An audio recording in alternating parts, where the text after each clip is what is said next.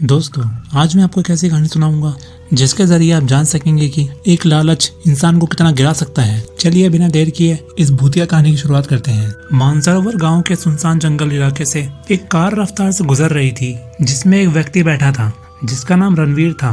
वह बहुत ही खुश नजर आ रहा था। तभी सीट पर रखा उसका मोबाइल रिंग कर रहा था। फिर उसने कॉल रिसीव कर उसने अपने मोबाइल को कान से लगाया और एक हाथ से ड्राइव करने लगा। कॉल रणवीर के दोस्त गौरव का था। रणवीर बोला, क्या हुआ गौरव, क्या तुम्हें थोड़ा सा भी सब्र नहीं है? मैंने कहा था ना कि हवेली में नाम होते ही मैं तुझे तेरे हिस्से के पैसे दे दूंगा। तब गौरव बोला, 15 दिन निकल चुके हैं, आखिर कब हवेली तेरे नाम होगी और कब तुम्हें पैसे देगा? रणवीर बोला, अरे भाई तू थोड़ा सब्र रख, देरी कोर्ट की तरफ से हो रही है, इसमें मेरी क्या गलती है? जैसे ही काम होता है मैं खुद तुझे इन्फॉर्म कर दूंगा, अब फोन रख। कहकर रणवीर ने जैसे ही कॉल रखी अचानक उसकी कार बंद हो गई। रणवीर थोड़ा गुस्से में बोला, अरे अभी से क्या हुआ? इतना कहकर जैसे ही उसने सामने देखा उसके होश उड़ गए। कार गांव के पुराने खंडर के सामने खड़ी थी। ये सब देखकर वो थोड़ा घबरा गया और बोला, मैं इस जगह कैसे आ गया? इतना कहकर उसने कार स्टार्ट करने की कोशिश की लेकिन कार स्टार्ट होने का नाम ही नहीं ले रही थी। वो थोड़ा परेशान होते हुए बोला, अरे ये क्या बकवास है? फिर वो कार से निकल गया। वो बोला, मैं तो अपनी हवेली जा रहा था, फिर इस खंडर के सामने कैसे पहुंच गया? तभी उसके पीछे से एक भयानक आवाज सुनाई दी और उसने जैसे ही पीछे देखा उसके होश उड़ गए। जब मौत आती है तो इंसान अपनी मौत की तय की हुई जगह पर पहुंच जाता है। उसके सामने लाल साड़ी पहने हुए उसकी बीवी खड़ी थी जो कि अब भूत बन चुकी थी। वो दिखने में काफी भयानक नजर आ रही थी। उसकी आंखें तेज लाल अंगारों जैसे चमक रही थी। उसके हाथों के नाखून किसी खूनी खंजर जैसे लंबे और पैने नजर आ रहे थे जिनसे खून टपक रहा था। ये सब देखकर रणवीर बहुत बुरी तरह से डर गया और डरते हुए बोला, ये नहीं हो सकता, तुम वापस नहीं आ सकती।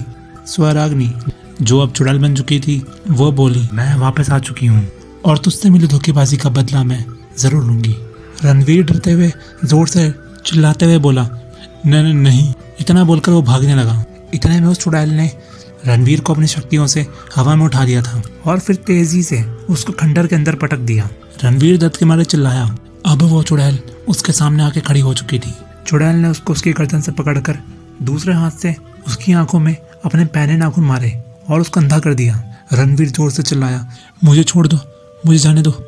चुड़ैल ने बोला, ये तेरे किए की सजा है, धोखेबाज। इतना कहते ही चुड़ैल ने रणवीर की गर्दन पकड़कर पूरी पीछे तक घुमा दी और एक ही झटके में खत्म कर दिया। तभी स्वराग्नि जो कि अब चुड़ैल बन चुकी थी उसने कहा, अब मैं अपनी मौत का बदला लिए बिना नहीं जाऊंगी, उसको भी इसी तरह इसी खंडर में लाके मारूंगी।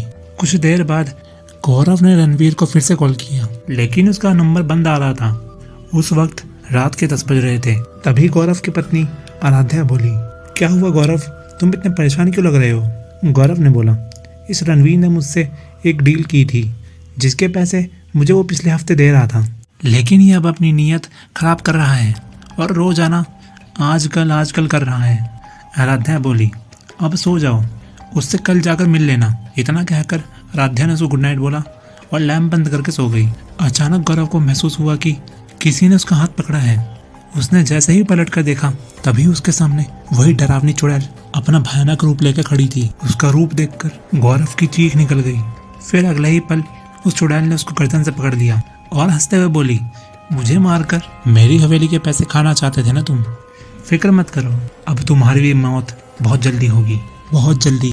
इतना सुनते ही गौरव डरकर बहुत जोर से चिल्लाया और फिर उसकी आवाज सुनकर आराध्या जाग उठी। आराध्या बोली, क्या हुआ गौरव, तुम इतना डरे हुए क्यों हो? तुमने ऐसा क्या देख लिया है? उसकी बातें सुनकर गौरव ने उसे कुछ नहीं कहा और अपना डर छिपाते हुए बोला, शायद कोई बुरा सपना देखा था। इतना बोलकर वो चादर से अपने आप को ढककर जल्दी से आंखें बंद करके सो गया। उसने अपना डर छिपाने की बहुत कोशिश की लेकिन अभी भी उसकी कपकपी बंधी हुई थी। आराध्या इस बात को देखकर बहुत हैरान थी। उस रात के बाद गौरव की जिंदगी जहन्नुम बन चुकी थी। रात के समय उसे कहीं ना कहीं स्वराग्नि नजर आने लगी थी जो कि उसे रोज अपने भयानक रूप में दिखती थी और गौरव रोज उसे देखकर बहुत बुरी तरह से डर जाता था और चीखें मारता था। लेकिन आराध्या के पूछने पर वो कुछ नहीं बताता था। एक रात ऐसे ही गौरव चद्दर से खुद को पूरी तरह ढककर कांप रहा था और सोने की कोशिश कर रहा था। आराध्या इस बात से परेशान थी और जानना चाहती थी कि गौरव इतना डरा हुआ क्यों रहने लगा है। आराध्या मनी मन बोली, मैंने गौरव का ऐसा बर्ताव कभी नहीं देखा है और मुझे इसका पता लगाना ही होगा। कि आखिर इसके पीछे क्या रीजन है। तभी गौरव को एक आवाज आई, गौरव, उस खंडर में मेरी लाश दफन है, वहां जाकर मेरा अंतिम संस्कार कर दो, वरना मेरी आत्मा रणवीर की तरह तुम्हें भी मार देगी। ये आवाज सुनकर गौरव झट से डरी हुई हालत में बेड से उठ गया। उसने देखा कि आराध्या बेखबर सोई हुई थी। फिर वो अपने कमरे से निकलकर बाहर जाने लगा, लेकिन आराध्या सोने का सिर्फ नाटक कर रही थी। वो जल्दी से खड़ी हुई और फिर चुपके से गौरव के पीछे पीछे जाने लगी। गौरव घर से बाहर निकलकर पीछे वाले जंगल की तरफ चला गया। आराध्या भी दबे पांव उसका पीछा कर रही थी। गौरव उसी पुराने खंडर के सामने आकर रुक गया। फिर गौरव ने जोर से आवाज लगाते हुए बोला, स्वराग्नि, कहाँ हो तुम? मैं तुम्हारा अंतिम संस्कार करके तुम्हें मुक्ति दिलाऊंगा। उसके इतना कहते ही वहां पर तेज तेज हवाएं चलने लगी।